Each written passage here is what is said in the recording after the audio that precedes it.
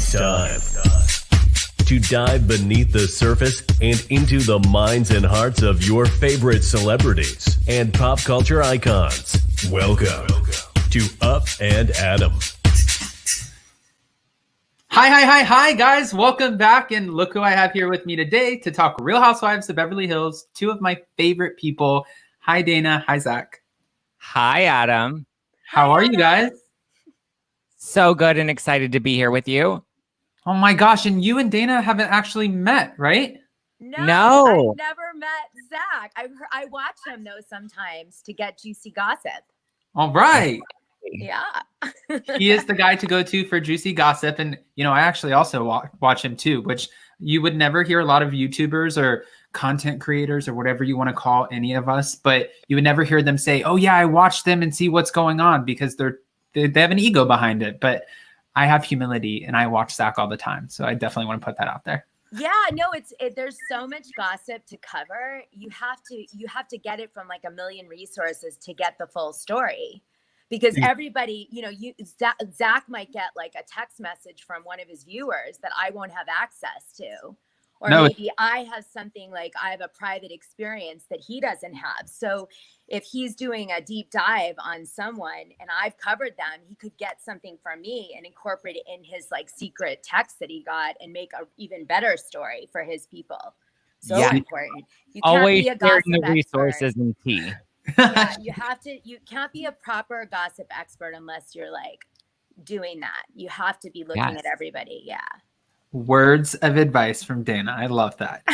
Guys, as we get started and you come into the room, go ahead, smash that like button, show some love. Obviously, like I said, we're here to talk the Real Housewives of Beverly Hills, and the premiere was insane and sort of hard to watch. I have to say that only because we've all talked about this, all three of us. We've talked about Erika Girardi, what's going on with her and her soon-to-be ex-husband, Tom Girardi, and just knowing that there are certain lawyers like Ronald Richards, who has been on Twitter, very active on Twitter, just speaking about how he may eventually get 45% of whatever assets he helps seize. And he's going in on Erika, and just watching how Bravo emphasized all of her assets for like the first time. I mean, I know that we've seen her and a lot of the glam and her diamonds and stuff like that, but I feel like we've never had the closet shots that we got this time. I feel like they zoomed in extra on the diamond necklaces. I love Bravo, but did it feel a little shady at all?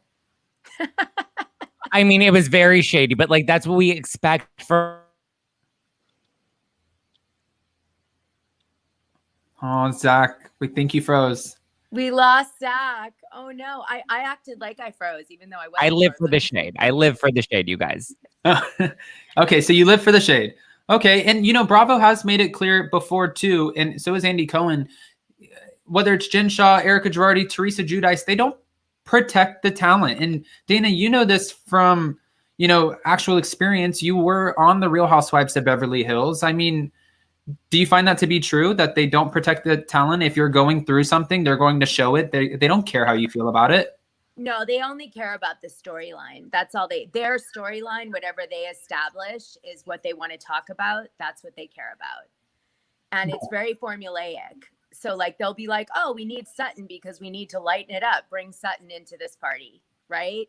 So they use people like almost in a Shakespearean way, you know, like bring in the grave digger. We need a laugh. You know what I mean? So, you know, so it's kind of like that. But I actually, I wasn't thinking they were being shady. The reason that I think that they showed the closet and the money and all this stuff was because they started shooting the show before all this shit broke.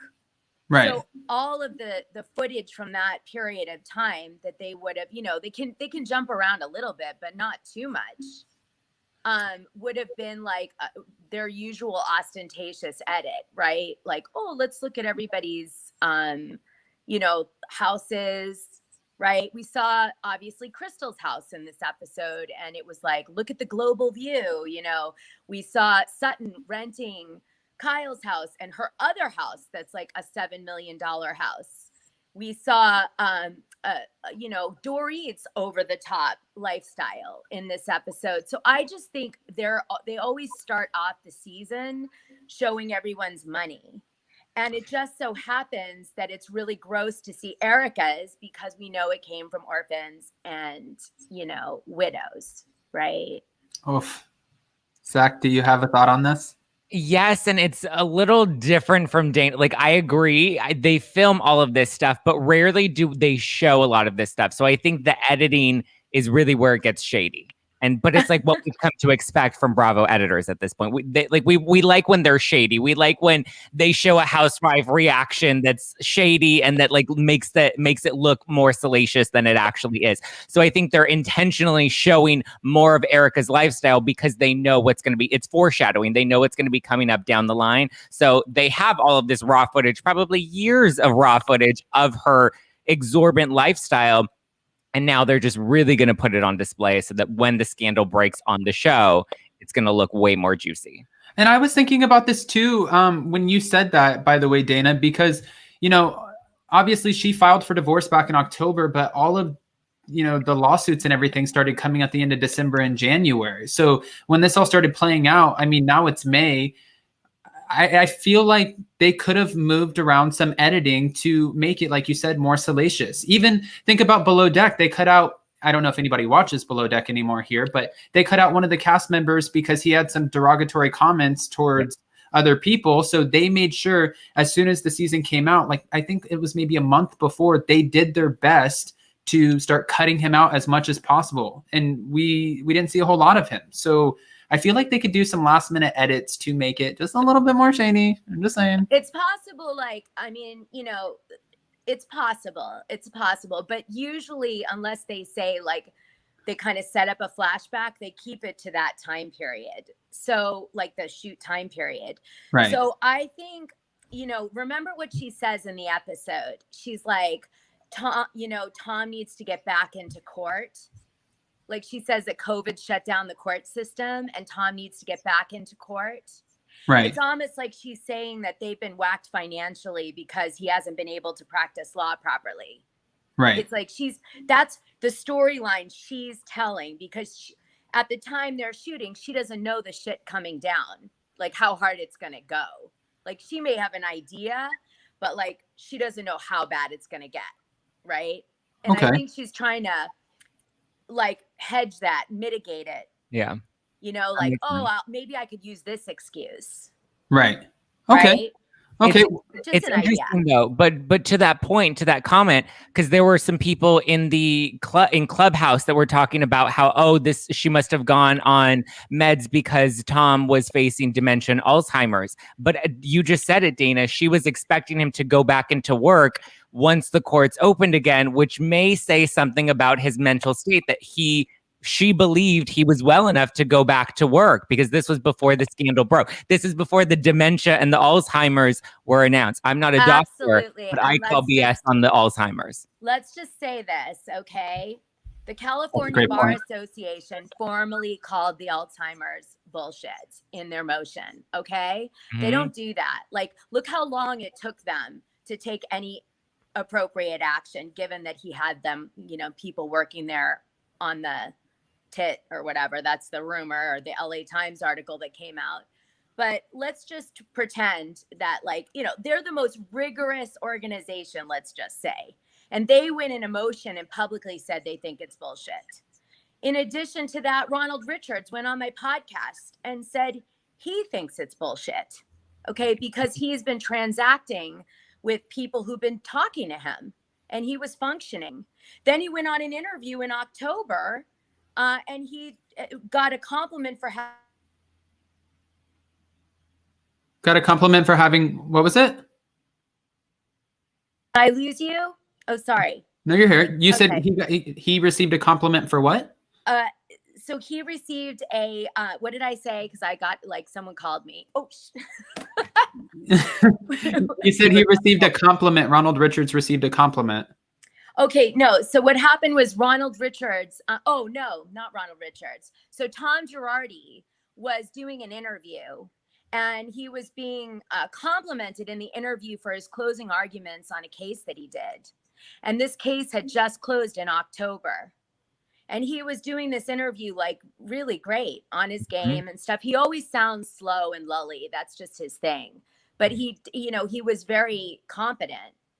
And in addition to that, Jay Edelson went on my show. And Jay Edelson, of course, is the attorney that called this out in the first place in regards to the Lion air crash that happened. He was representing some of the widows and children. So Jay went on my show and he was like, not only did I talk to him a bunch of times and he tried to like get more time to pay, but when we were kind of like over it, he started threatening us. Okay, so this is directly from Jay Edelson. So, I mean, that's not Alzheimer's, right? Well, and I want to bring this up too. And thank you, dear Dana, for the super chat. She said, don't you find it interesting that Tom could have quaint dinners with Erika during COVID? Erika pointed this out. But all of a sudden, he has dementia right after when the allegations fall, which is something that we pretty much just touched on. But yeah, there are a lot of red flags that Bravo fans, super fans, anybody who's watching the show have pointed out, just like both of you. You know, Adam, he doesn't have dementia. He has pretend amnesia. Zack? Yeah, no, he's convenient recollection of things. I think he just can't remember where any of his assets are. Yeah. And it's crazy. He's confident enough to threaten you, but when it comes to where the assets went, whoopsie. Yeah, I have a question for you, Dana and Zack. You know, obviously we know that this was going to be a big deal when the premiere came out because there are a lot of people who are currently suing Mr. Girardi because they want their money back. And we knew it was going to be sort of painful for them to sit back and watch this premiere and see the diamond necklaces and the Hermes bags and the shoes. Knowing that Erika Girardi is saying that her millions of dollars worth of gifts, not community property, but they're gifts, and knowing that she does not want to come off of any of them, do you have any feelings about that? About her wanting to say that she's keeping assets that she shouldn't keep because they were gifts from Tom and she should get to keep them? Right. I mean, no, what she should do is say, listen, this is everything I've got. Give it back to the victims. I'm so sorry. I wasn't involved. I want to do everything to make it right. And you know, let me help in whatever way. And then I'll just rebuild myself separately, because she could just do that. Or, I suppose if she wanted a real fresh start, she could just file for bankruptcy, give everything up and start over with her career on Housewives with a clean slate, and everyone would forgive her for that because they would know she didn't cause it. Her husband did, and she would have set the record straight in a reasonable way. But that isn't what she's doing. She's pretending it's not happening. She's flaunting her jewels like she's rich, like ridiculously rich. And we all know that the money came from horrific means. And we know that her company, EJ Global, got $20 million from his bullshit company, because it wasn't a company. It was really a partnership, Girardi Keese. And, how the hell can you get $20 million in a company that you're using for entertainment, meaning, your wigs and your costumes and your concerts, and not ask where it came from? Yeah. Or if, especially if you think something's wrong, which, by the way, was why it was so incredible that all these loan document items, exhibits came up that she had signed. Because what does that mean? It means she knew there were financial problems. Okay. Well, was it one lump sum of 20 million, or was it 20 million that was transferred into her business account all at one time? Or separately.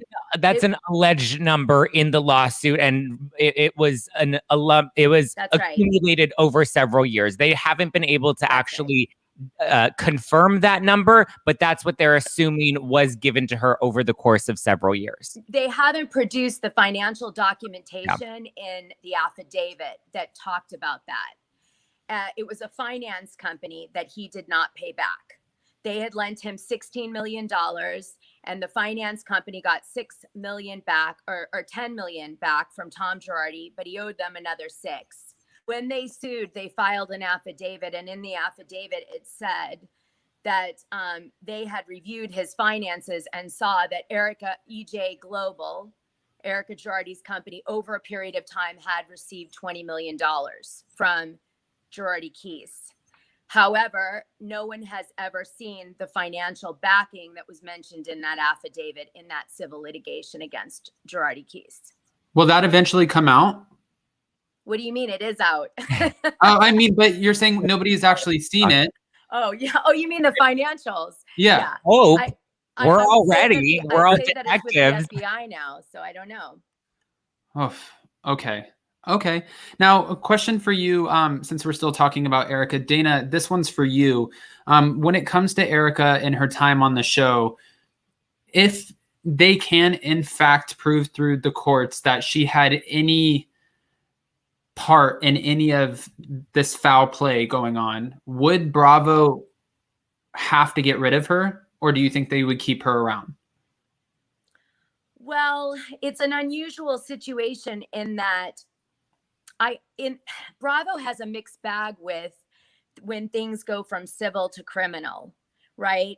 They have some people that they've stuck through, like Teresa Giudici. Am I saying her name right? Dude, I think her Italian, the way I looked it up, it's like Giudice. Yeah. Anyway. Yeah. So Teresa, like, for example, they stopped production and they didn't shoot the whole time that she was in jail. So they stood by her, but she was an original housewife. So, you know, like a founding, almost like I call them secret producer housewives. And then you've got people like Tom from, you know, that Southern, I think it's Southern Charm. Yeah. And they fired him when his situation went criminal. So I don't know how, and then you just mentioned another guy that they deleted or edited out of a show because of a problem. So it's this really strange mixed bag. I'd say, you know, they probably will fire someone who has fallen into that unless they're just so integral to the show they can't without destroying the show. Okay. That's my opinion. Yeah, I don't think they would fire her. I think, you know, and I've talked about this on other shows and in other interviews that, like, they, as a culture, we tune into scandal. Thomas Ravenau and the guy from Below Deck were different because the guy from Below Deck was posting these like really intensely racist things on, like, it wasn't even like it was taken out of context or could have been done when he was like, you know, Max Boyant's 18 years old and he didn't know any better. Like, it was really bad and it showed like true racism. With Thomas Ravenau, there were sexual allegations and abuse allegations that, like Dana said, went criminal. In this case, one, I think if they were able to tie Erika criminally to this, she would have been charged by now. They wouldn't have made it. They're using her to get press to hopefully build the case. But as of right now, you know, they've been investigating this for several months. It's been out for at least, 7-8 months now. I think if they had anything on her, they would have charged her criminally. I think the only thing they're trying to get out of her now is money. And the only way they're going to do that is through that $20 million that was lent to her company. And that's probably what she's going to end up having to pay back and give back to the families. I think she looks really bad from a PR standpoint. The fact that she's asking for money from the house before the assets get liquidated to give to the families. The fact that she's asking for some sort of spousal support, the fact that she won't give up any of her assets and is claiming they're all as gifts, like, it looks really bad on her end, where I think I agree with Dana. There were other things that she could have done to save her reputation. And I think unless she can rehab that reputation, that would be the reason Bravo would fire her. But as a culture, we tune into scandal. We like to watch. We loved watching Britney shave her head and have a meltdown. And now we love having this full circle moment where we're investigating the conservatorship. We as a culture love scandal. As much as we want to hate Erika, we're going to sit down, we're going to drink wine, we're going to watch the show play out, we're going to scream at the TV, and we're going to say, clink, clink, bitch, send her to jail. We love that shit. Yeah, but they'll use her for another year and they'll dump her ass at the end of it. That's what's going to happen. When she's no longer interesting, they'll dump her. Yeah. My prediction is that, okay, twofold. One, the only thing that could possibly go criminal, in my opinion, for Erika is if she knew that he was stealing money from the client account and paying it out. If she knew that and they can prove it and there's that like smoking gun conversation or something, then yes, I do think that they could decide, right? But that's the only thing I really see, in that situation. Or if, I actually see David Lira more at risk than I do Erika Girardi. But I think my prediction is Bravo will show you guys the drama. They will then keep her on for a token year so it doesn't look like they just used her and threw her out, and then she'll be gone. That's what I think. That's my prediction. Okay. All right. Well, before we move on, I do want to bring this up just so you can address this, Dana. Okay. They were $25,000 glasses, not $20,000 glasses. And yes, this is Dana Wilkey. Dana, do you still have the glasses? That's hilarious. Just really quick. Do they want me to go? Did you know 25,000? So remember? That's hilarious. Zack wants to know Actually, if my you still name have is them. Pam. Everybody knows my name's really Pam. Do you still have the glasses? I do. You need to flash. That needs to be your podcast cover art. Is with the glass. Like you need to really show those off more. I'm not. I actually. You need Erika Girardi the shit out of those glasses. I don't honestly give any. I love the glasses. They almost have their own identity at this point, right? It was a moment in time. It's really fun, but I'm really focusing on my gossip, and I don't really it's it was a great thing, but it's not the only thing. It's not the defining moment of my life. Right. I love it. It was amazing. I do it on Cameo. If you guys want me to do a Cameo, I take the glasses out and do it in the Cameo. I do it once in a while on Instagram for fun, but really, truly, I want to be identified in my own right now with my own fucking edit. Without the glasses. Good for you. Good for you. I want my own edit. All right. I like that. Okay, so moving forward, again, we can move on from the Erika drama, but I do want to know from both of you, aside from what we're looking forward to with Erika Girardi, knowing that Kathy Hilton is coming into play, and to be honest with you, I'm really living for this new housewife, Crystal Kung-Minkoff, because she's shady as hell, especially when they're like, did you know who Dorit was? She goes, no. She's just shady. And I like that. I think that makes for a great housewife. What did you think about the premiere? Were you here for it? Or do we think it might be a lackluster season? I thought it was good. I would give it an 8 out of 10. Whereas the New York premiere, I thought was really boring, and I would give that a 6 out of 10. I thought this was a strong opening premiere. We got to see the women. We had glam. We had fashion. We had Kyle's nose job. And Kathy Hilton stole the premiere. Let's be clear.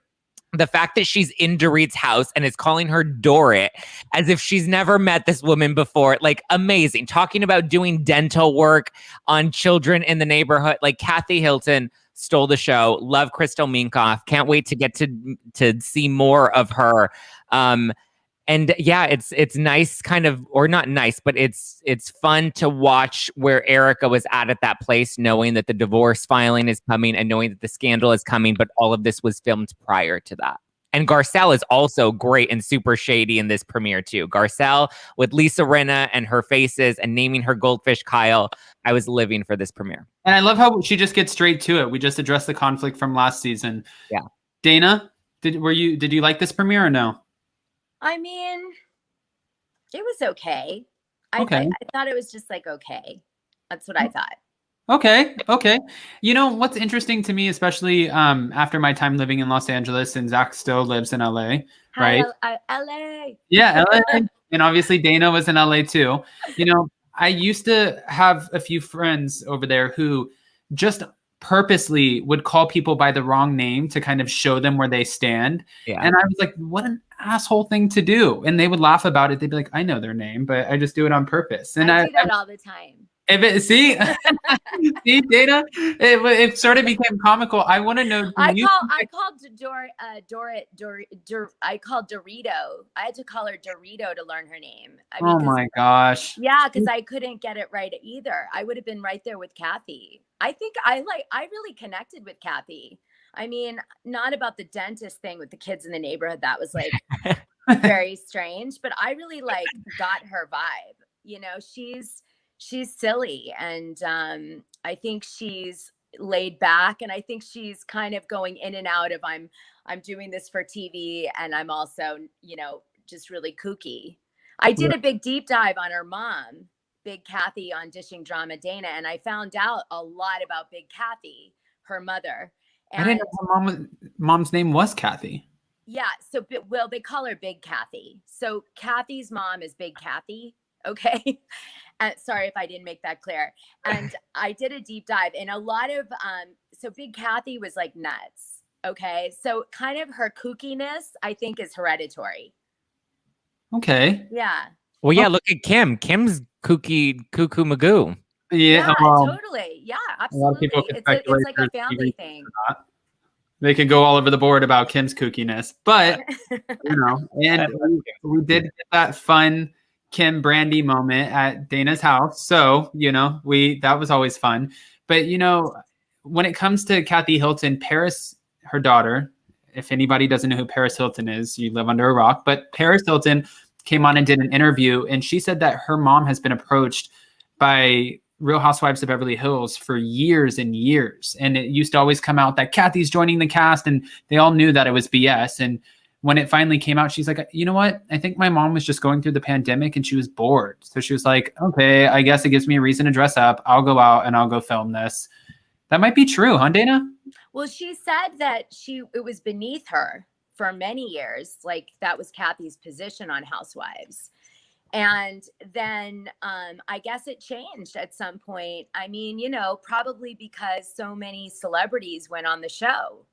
You know, it elevated the perception of it. You know, with these Denise Richards, you know, she's pretty big deal. Like, so. Right. It was beneath her only when her sisters were on the show. Exactly. Then we fire Kim and bring in Denise Richards, and Kathy's like, sign me up. Yeah, exactly. Dana, have you met Crystal Minkoff? I haven't, but I've heard of her, and she is genuinely a socialite. I had a different take on Crystal than you did in that, okay. It was shady, that what she said was shady about Dorit, right? But what I want to say is that when you're a socialite in Beverly Hills, there truly is this concept of like people who you respect and people who you don't respect, right? And there's different reasons that you respect people. Some people respect people because of wealth and power, and some people it's accolades or accomplishments. Okay. I have a feeling Crystal's position, because of her husband, is that her husband is like a huge director. She's been a socialite for many, many years. They're like they're a bit conservative. They have stable money. And I think anybody who isn't going to be able to tread water at that level for her, she's going to have a bit of a difficult time with in accepting them. And I think that's what came across. I think she actually was being really honest, not shady. She was like, I don't know Dorit. Because I don't think anyone knew Dorit and No. No. Can you hear us, Dana? Dana? Hello? Oh, yeah, we hear you. Somebody was calling you again? I lost you for a minute. No, you're here. You're here. Guys, while we get Dana back for a second, make sure you smash that like button. And I do want to move on and just talk about the fact that Sutton Strack was given a diamond. You know, I did an interview almost a year ago today with Sutton, and we talked about why she didn't get a diamond in the first place, which kind of threw me off only because she said that she originally came on last season with a diamond, as a diamond holder. But what happened was her husband wouldn't let her kids Adam, film. I lost my sound. No, we can hear you. Oh, you can't hear us. I don't think she can hear us. Can you hear us now? Can you hear me? Hello? Oh, no. She'll be back. Okay. I thought it was interesting. And Zack, I want to see what your take is on this. Dana, if you want to chime in, you're more than welcome, but I don't see that happening right now. Zack, I want to see what your take is on this, because Sutton had her diamond taken away because her ex-husband wouldn't sign off on the kids being able to film. Well, Brandi Glanville could never film with her kids. What's the difference? Well, I mean, there are so many, like Bethany never filmed with her daughter.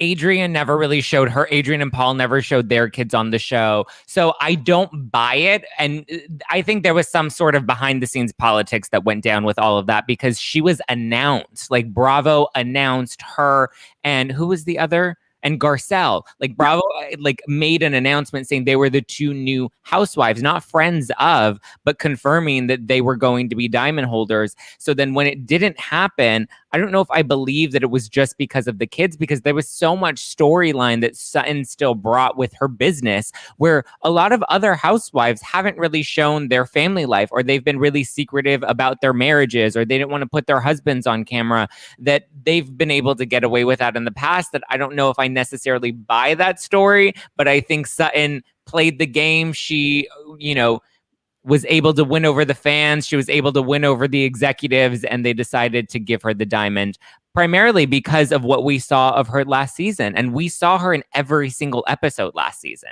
So I was a little bitter for Sutton, the fact that we didn't even get to see her in her full glory, but yet we, milked her the entire season. Right. Okay. One of the things, Sutton's back, and obviously we know that she's going to have a run-in with Erika Girardi and also Crystal Kung-Minkoff.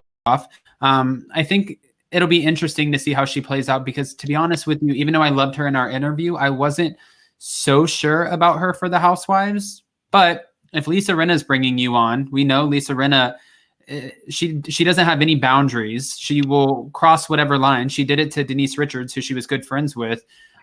Maybe there's some hope here.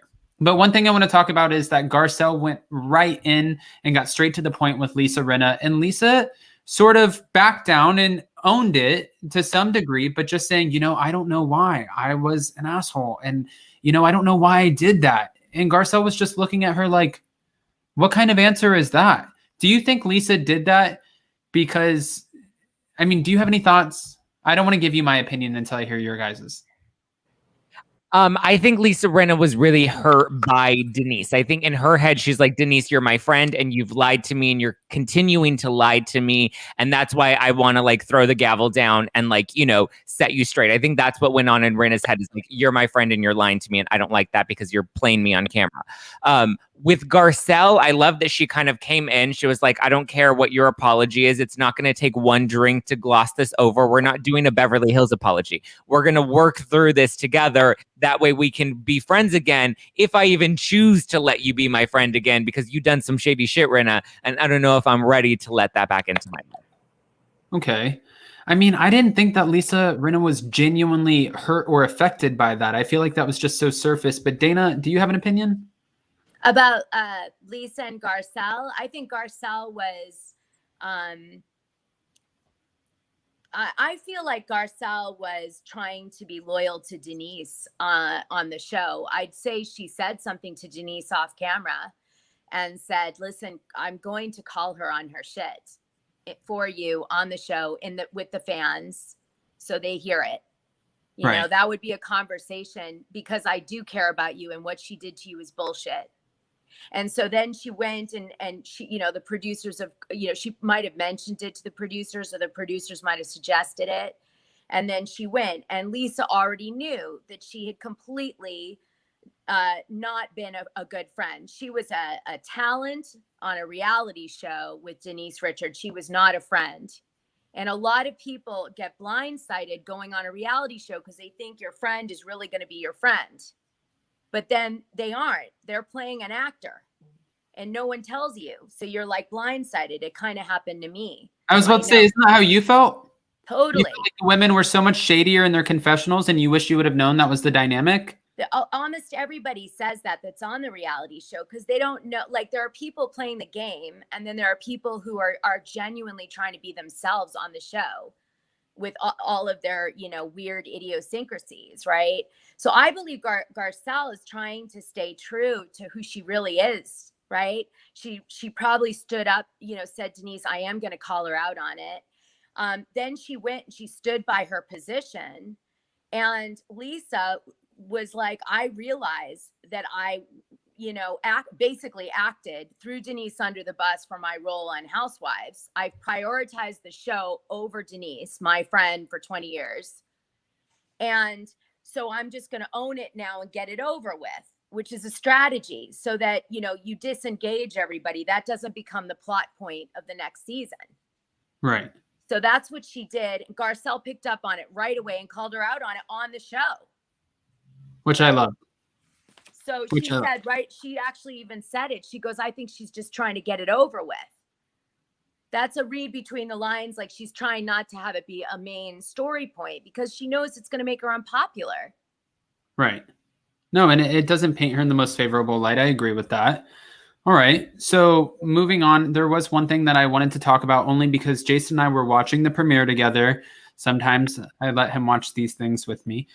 So we're watching the premiere together, and we see it start off with Kyle Richards. And Lisa Rinna walks up, and she has this nose job done. I feel like plastic surgery at this point, people get whatever you want. You want to get new lips. You want to do rejuvenation. You want to get new, whatever you want, just do it. Doesn't matter. Just who cares? But Kyle said that she was hit in the face, which prompted her to getting a nose job that made it, more favorable for her. But she just said, I was hit by something. She didn't really elaborate.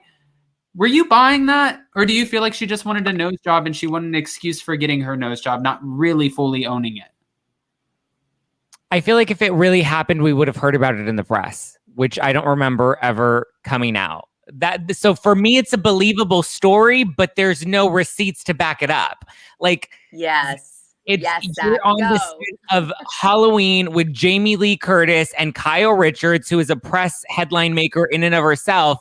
Somebody would have leaked that. Even if I would have wanted to see a video. I would have wanted to see a photo. I would have wanted to see anything.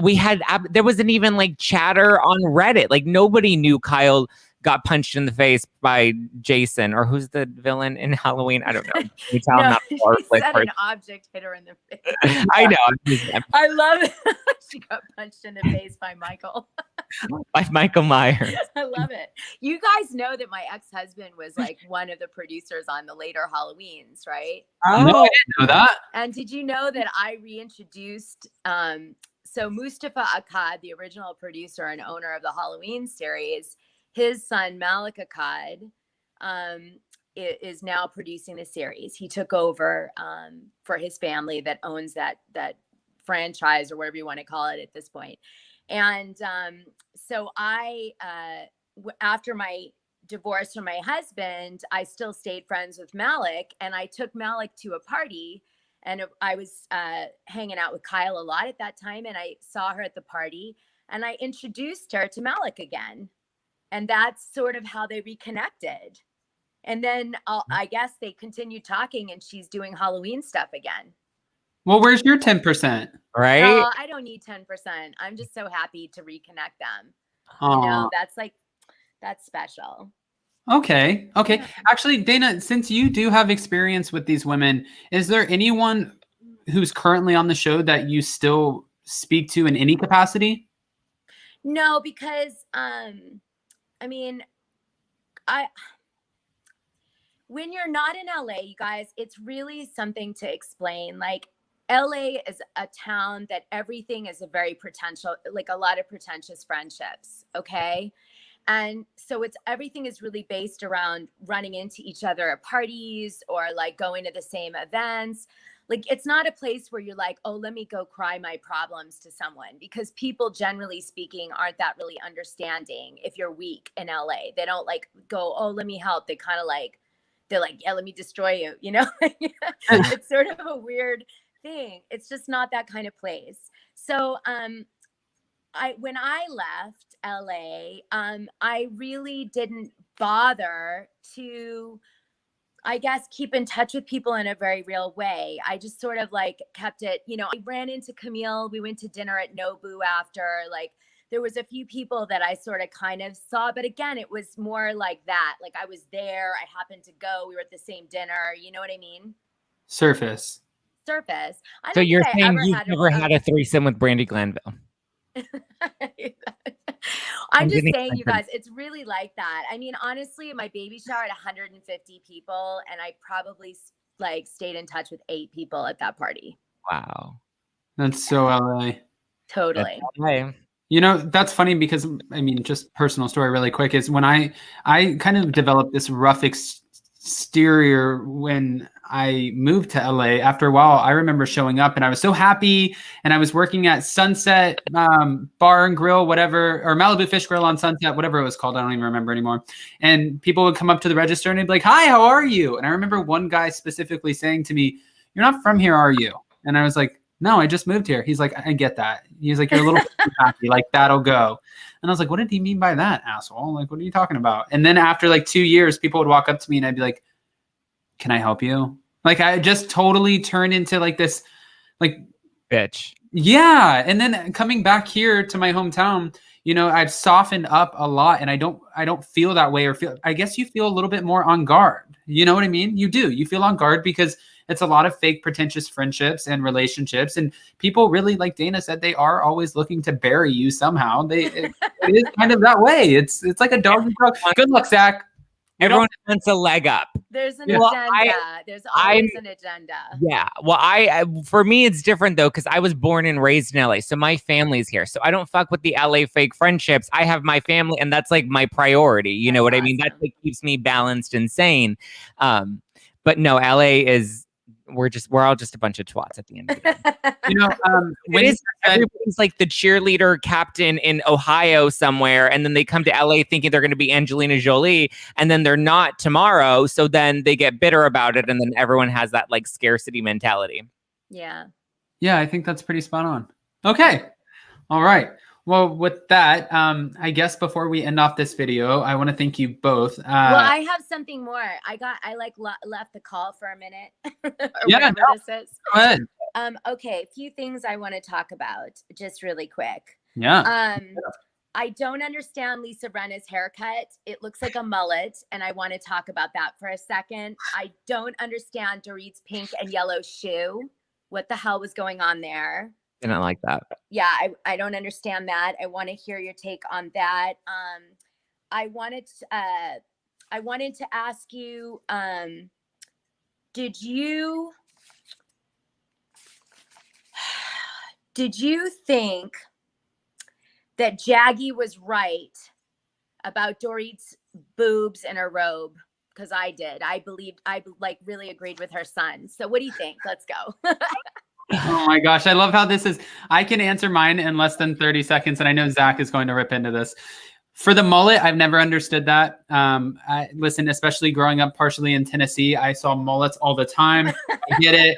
You know, business in the front, party in the back. I just don't get it. I just saw Brett Rock from YouTube go to the MTV Movie Awards, and he also rocked the mullet. My cousin, who lives over here in Palm Beach, he just asked his parents if he can have a mullet, and his parents were like, "Hell no." He's like, "It's my creative choice." They're like, "Right, well, get creative, go draw a picture or something, because you're not rocking a mullet."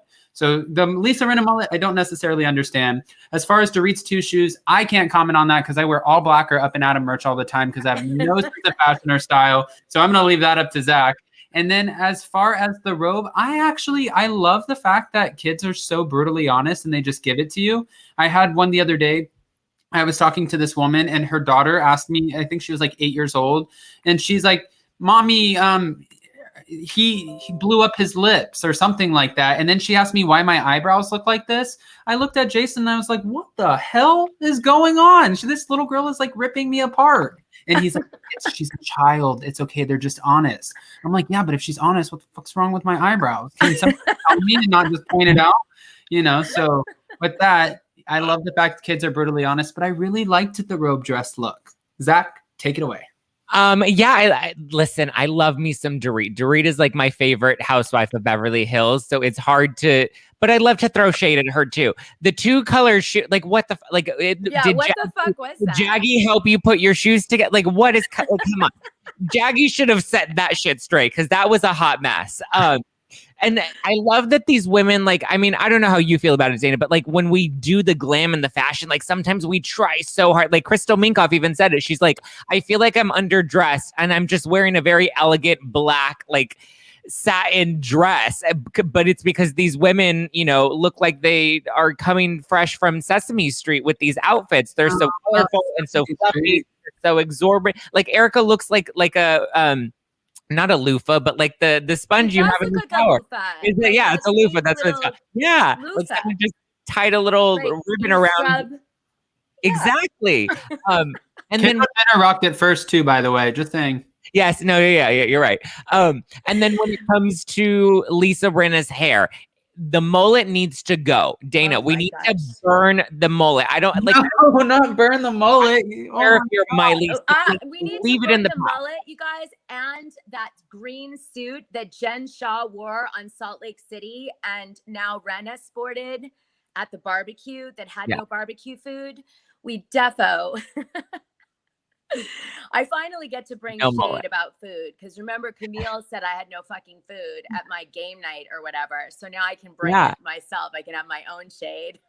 I love that. I love how you're like No, I'm not bitter, it but said I'm no going to food readdress on the this. invitation. I'm still pissed about it, Camille. I'm still pissed. Like it said, eat before you come. It's dessert only. Like read the goddamn invite. But I did think it was weird that the barbecue had no barbecue food. It's not. That pigs in a blanket. That's Do you remember? close to a hot dog for Beverly Hills. Do you remember when Erika Girardi first came over to Kyle's house and she was like, "You said you come for a barbecue." Like she picked up on it really fast. Like these women don't play; they always come in their mind dressed to impress. Now, if you're wearing, 2 different color shoes or, J-Lo's dress that looks like it's now a pantsuit, whatever it is. By the way, Lisa Rinna is an outfit thief. And I just want to say that. Well, only obviously because, she stole Jen Shaw's pants and shirt. well, she's always wearing another housewife's clothes in her confessionals and on screen. Like I've seen her. She is an outfit repeater, but repeating another housewife's outfit. I've seen this multiple times. Dana, maybe she's the one that stole Kim's goddamn house. I was probably. God. Well, okay, I do want to say one thing because you brought it up, which is that Crystal's black dress was a little weird too. I'm not gonna lie, Really? like I thought it was cute. it was baggy and like all the way up to here, and it was like didn't fit her right. I didn't you know what I'm saying? It wasn't tailored properly. It wasn't Maybe that was the couture. look. Yeah, but Sutton's dresses sometimes, even though they're couture, it looks like So I bad. liked her dress at the barbecue because it was a flapper style. no, I liked but the flapper. her dress was cute then, but sometimes it looks like almost like one of those projects in elementary school. And I'm not here to scrutinize her. Again, I have no fashion sense at all. A 90210. That's- They Is call that why it you always wear black 90210. t-shirts? Yes. Yeah. 90210, no, yes. A If 90210. someone DM'd me this morning about that, Adam, and they're like, does Sutton have any gays around? And why, if she does, why do they let her come out dressed like this? Like her clothes, even though they are couture, they're so ill-fitting and they look like Jaggy made them and in his playroom that's now a homeschool. Just to be fair, there are a I few did love gays that who are homeschool. available now at this I'm not point gonna because lie. Erika cannot afford hers. So there are a few available gays who can help Sutton out. Or Yeah, glam she could squad. hire Erica's glam squad to Yeah. help her. Yeah. If she can afford them for $40,000 a month. I mean, it's just so silly. I She- did like Garcelle's She's in bow family at the discount. dinner with about Denise Richards. I enjoyed that. Yeah.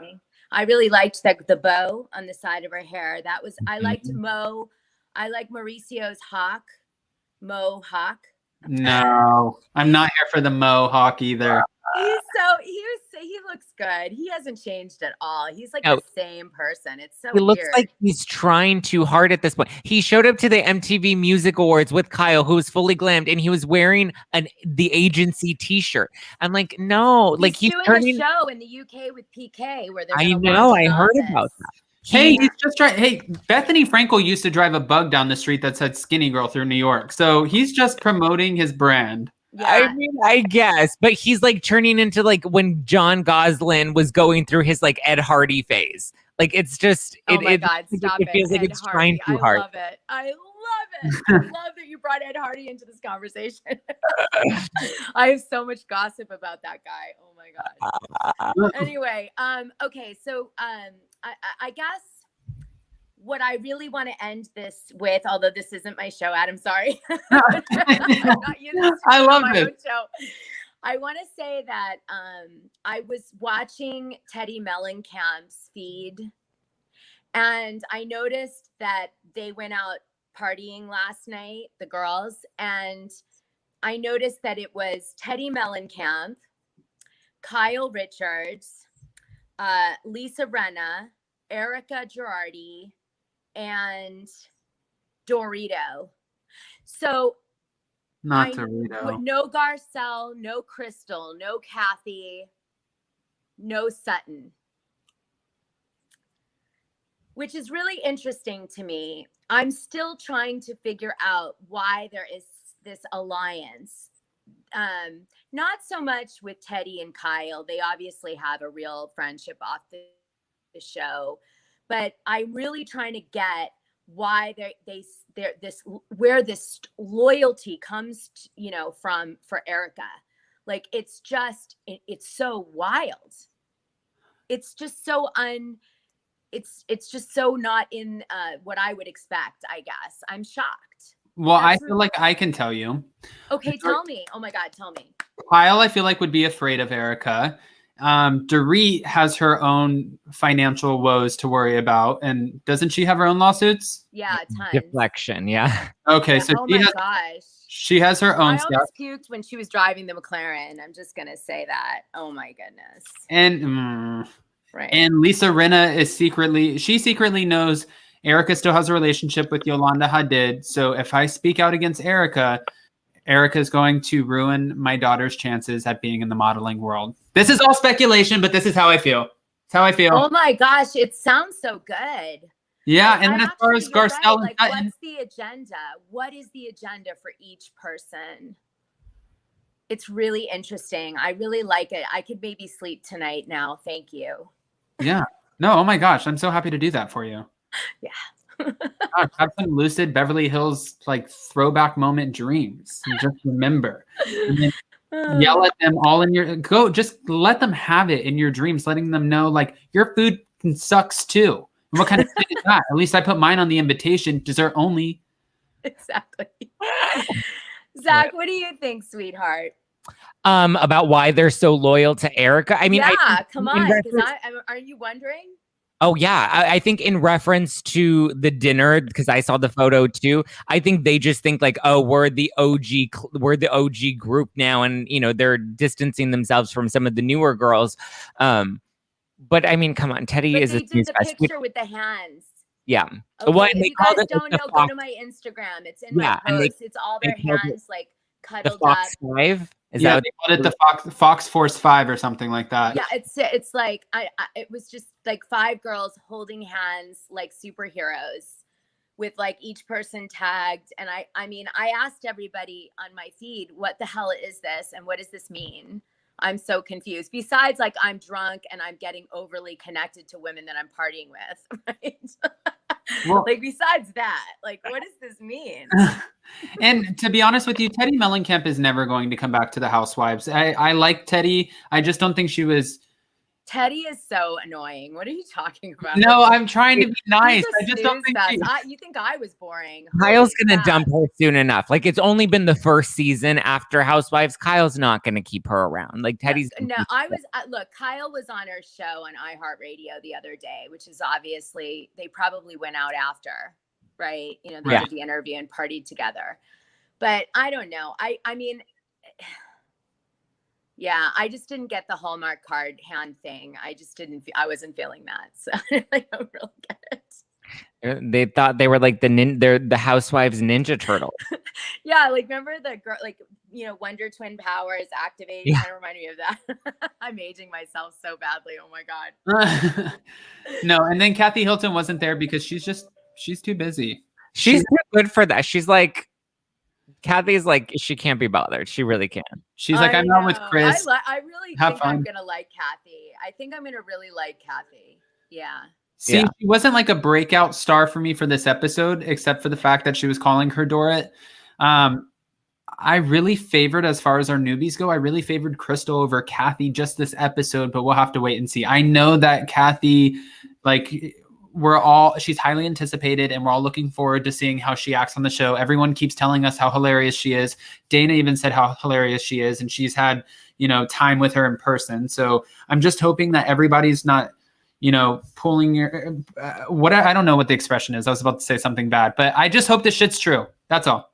Well, listen, you know what, Adam, you get the scoop because I think you're like approved by Bravo to interview housewife people while they're on the show. Right. So, find out everything and let us know. Okay. And I'll be doing the deep dive with Zack in the background. Okay. Zack is approved too. Zack gets his interviews. Okay. You too, Zack. Then you go get them and do the interview and get that. And I'll just be doing the deep dive back here. Okay. And before we actually do go, Zack was sharing. Can I talk about this? Yeah. Zack was sharing his new product with me, and he obviously just tagged me in it on Instagram, but we were getting right on. This is so great. Zack, I know you were telling me about it, but I don't want to promote it from my own words. Can you tell us exactly what it is and why? This is my new Housewives watching wine. We all get drunk watching Housewives anyway. So I created this line of summer rosé, which is super yummy, inspired by like different iconic Housewives moments. So I have one that says, "Now tell me who gon' check me, boo," from Atlanta. Dana will know this one. I stole Kim's goddamn house. Dana, I'm going to need to send you some of these. Thank you. I'm ready to mention it all from Bethany. And then the last one is I'm ready to flip a table. And then it even has like a Housewives tagline on the side that says, "I may spill the tea, but I'll never spill my wine." I love this. It's a fun thing that we can all drink. It's summer rosé. I love it. It's great little cans. I wanted to make sure we didn't have a wine headache. So there's no sugar in it. It's organic, lower in sulfites, but still 12.8% alcohol. So you're going to be litty city after having one of these. And I think it's a great idea to do the can, because you go to the beach and I'm in Miami. Into an Uber, throw it in your purse. Like, trust me, I had one. Oh my God, throw it in my purse. I'll throw it in my purse. And honestly, wait till my next PTA meeting. Oh gosh, that would be me as a parent. I'd be coming in. I'd be like, "What the hell did my kid do now?" Go. They're available at nofilterwine.com. I made it easy. No Filter, which is my podcast, nofilterwine.com. They're officially on sale June 10th. Okay. Awesome. And Dana and I get to try them out? Yes, I'm sending. The VIP boxes are going out next week, so you'll get to try it before everyone else. Oh, thank you. That's so kind of you. All right. Well, Zack, before we go, can you let us know, aside from your wine, nofilterwine.com, can you let us know where we can find you? Yeah, so you can follow me at JustPlainZack all over the internet, justplainzack.com. My YouTube is youtube.com/justplainzack.